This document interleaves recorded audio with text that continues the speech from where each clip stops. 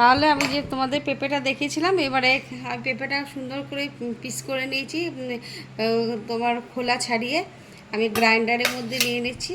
এটাকে আমি এবারে গুঁড়িয়ে নেব, দিয়ে পেস্ট করে নেব। তার সাথে একটু চিনি পাউডার মানে সুগার পাউডার দিয়ে দিচ্ছি, দানা চিনি দিইনি আর দেবো না। এবারে আমি এটাকে ঘুরিয়ে নেব। আমার এটাকে পেস্ট করা হয়ে গেছে, একদম সুন্দর করে একটা ঘন মিহি পেস্ট হয়েছে, খুব ঘন হয়েছে। দেখো আমি জল দিতে লাগেনি, পেঁপেটা খুব তো নরম। এবার আমি মোল্ডের মধ্যে দেব, আইসক্রিম হবে, ললি হবে।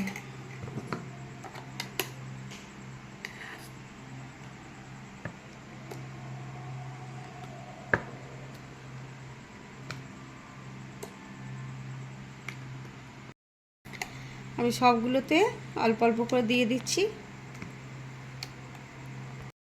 এবার কতগুলো পেঁপেকে আমি একদম মিহি করে কুচি কুচি করে কেটে নিয়েছি, ওর মধ্যে একটু করে পেঁপে কুচো দিয়ে দিচ্ছি, যার জন্য মুখে মুখে পড়বে, দানা দানা হয়ে ভালো লাগবে। এবারে উপর থেকে আবার একটু করে আমি পেস্ট দিয়ে দেবো, পেঁপের পেস্টটা।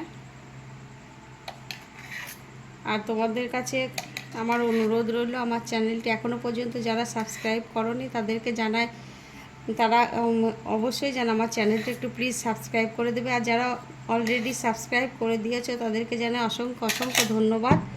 তোমরা আমার সাথে থাকবে এবং পাশে থেকো, আর এইভাবে তোমরা আমাকে সাপোর্ট করো। আর এইভাবে তোমরা একবার বানাবে, বানিয়ে খেয়ে দেখবে এবং আমাকে কমেন্ট করে জানাবে কেমন হয়েছে। একটুখানি যেন হাওয়া না থাকে ভিতরে। এবারে আমি এটাকে মোল্ডগুলো বন্ধ করে দিচ্ছি।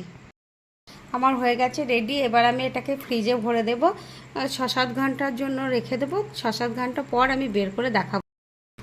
আমার আইসক্রিম রেডি, আমি বের করে নিয়ে এসেছি 6 ঘন্টা বাদে। এবারে তোমাদের খুলে একটু দেখায় কেমন হয়েছে।